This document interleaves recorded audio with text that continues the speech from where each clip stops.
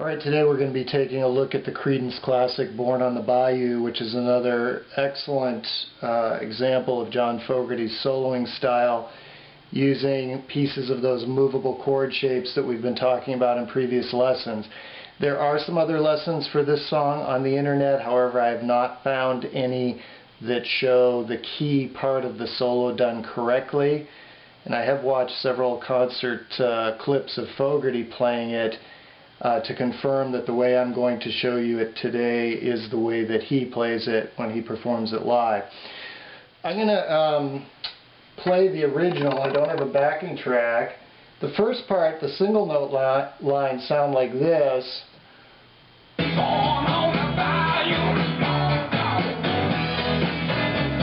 going to start on the A.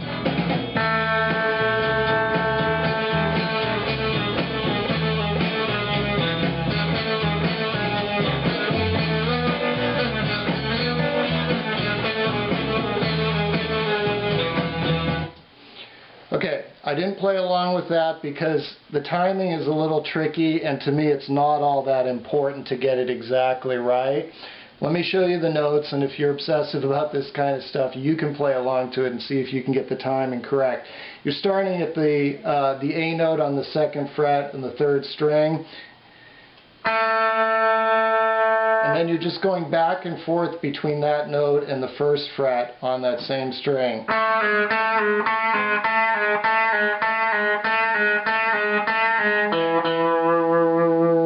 Resolving on the E note at the 2nd fret 4th string. So you go back and forth. I think he does it like 6 or 7 times.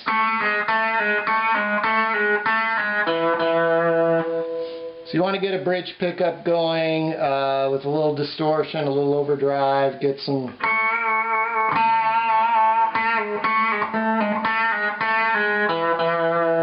And then he slides up into that standard blues box. We're looking at the E minor pentatonic, right? This song is almost an entire song just vamping on an E7 chord, which I'll show you a little bit more of later. So that first position, E minor pentatonic,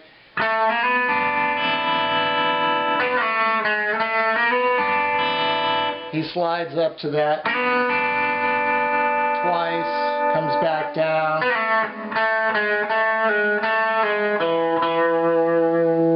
does some more of the riffing on the A to the G sharp and landing on the E. Again, not that interesting a part of the solo, which is why I'm not concentrating on it now. Pretty much if you play anything, it's going to sound pretty good.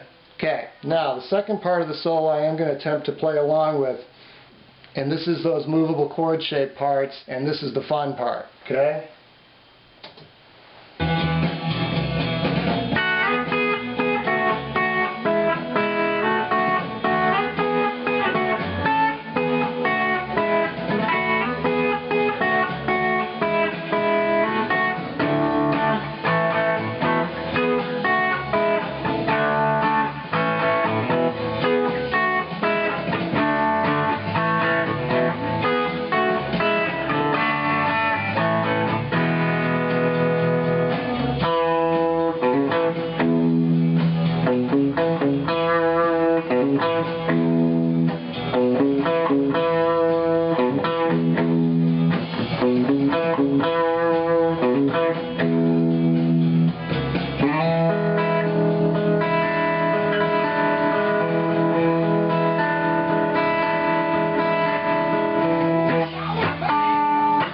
Okay, I made one little mistake in that solo demo, but you get the idea.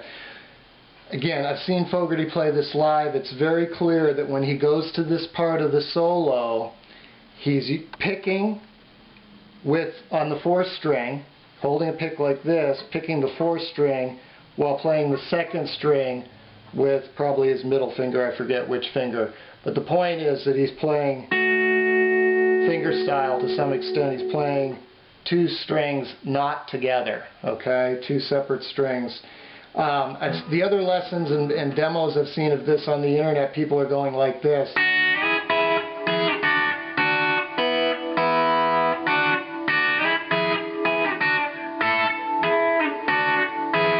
something like that. And you can tell that just doesn't sound right. Fogerty plays it up here. Okay, so you're going to go to the 7th fret, 4th and 2nd strings. Finger it how you like. I'm going middle and ring. Okay, sliding from the 7th and the 9th frets.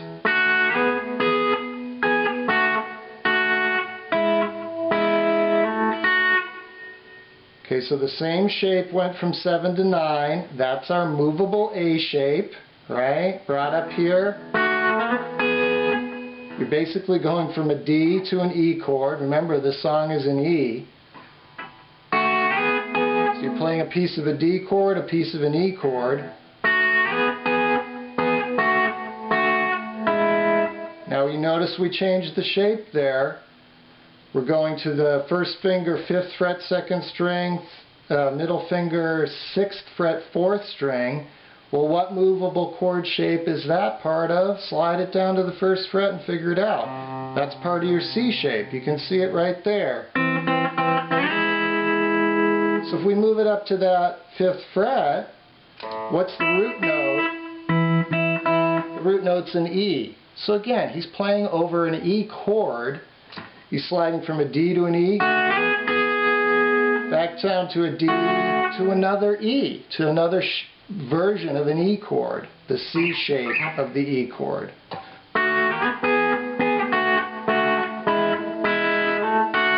I mentioned before that I've seen Fogerty play it with pick and finger. I can't play that way. I'm playing with thumb and finger. Play it however it feels good to you.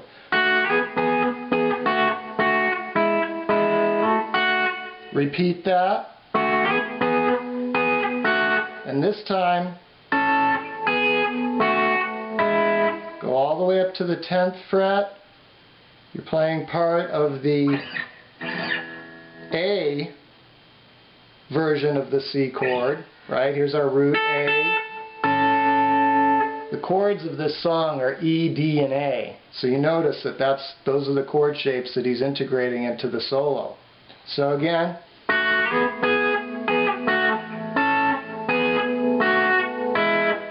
now when I saw Fogerty play this live, it looked like he did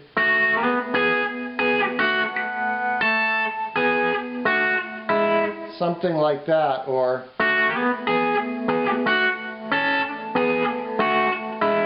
but if you remember from my other lessons, this is exactly the same as this. This is just the C version, C shape of an A chord, and this is the movable F or E shape of the A chord. There at the 5th fret. So whichever way you play those notes doesn't really matter, although again, from the concert footage I've seen, it appears that Fogerty plays them here. Just note that is the exact same thing as you're just playing the exact same notes, a C sharp and an A. So the root and the major third of an A major chord. Okay, so after that,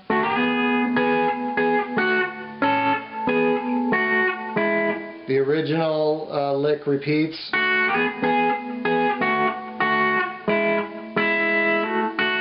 And then he goes into this kind of power chord thing. So that's D, A, and E, which again, as I've said, are the 3 chords featured in the song. And in between, he comes back up and goes those 3 shapes that we started with, 9th, 7th, 5th, and 6th.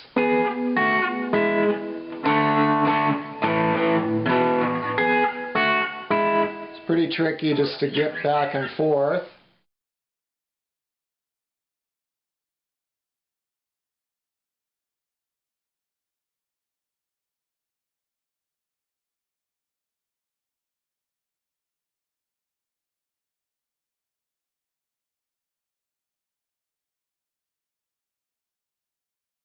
And then the last time he does the D-A-E, he plays it in the first position.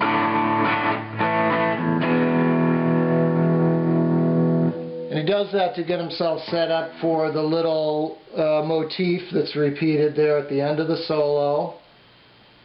And this is an E major pentatonic lick that, of course, again, we're in the key of E. There's some minor pentatonic and major pentatonic both, which is also typical of Fogerty. He mixes up the major and minor pentatonics.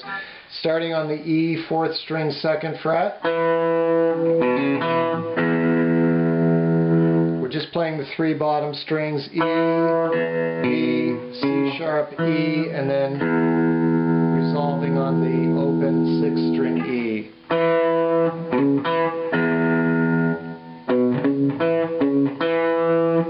Yeah, so it's 3 notes, it's not complicated.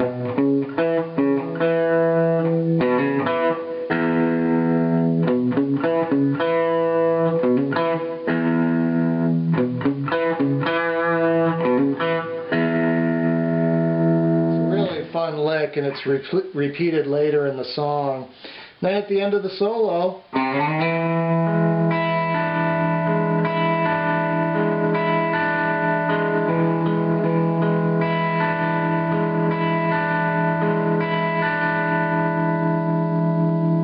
he slides back into that E7 chord. We're looking at the C7 shape, movable shape up at the 5th fret. That's our E7. That is the motif that starts the song.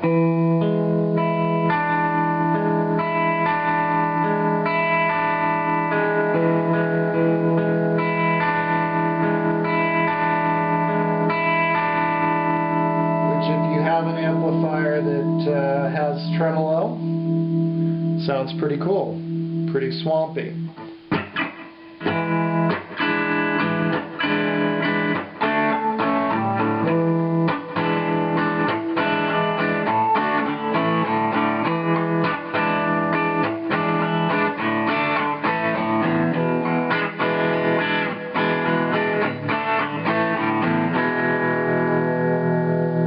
Watching Fogerty play the song live, he starts out playing the E7 up here and playing the D, this shape, just a little piece of it, and then the A, that form. But at some point, I think after the first verse, he comes down here, plays his E7 there, and his D and his A there. So you can mix it up a little bit, it's kind of fun. The one other part of the song I want to show you real quickly is after the solo, there's another verse, and then it goes into the Born on the Bayou part, and during that he's playing this in the background. Just right out of the solo, right? Part of the D chord, part of the E chord. Listen to the song, you'll hear him doing that. Anyway, have some fun with that. It's a cool song. Just really fun to jam along with and practice your E major and minor licks too, and your movable chord shaped licks. Thanks for joining me, and I'll see you next time.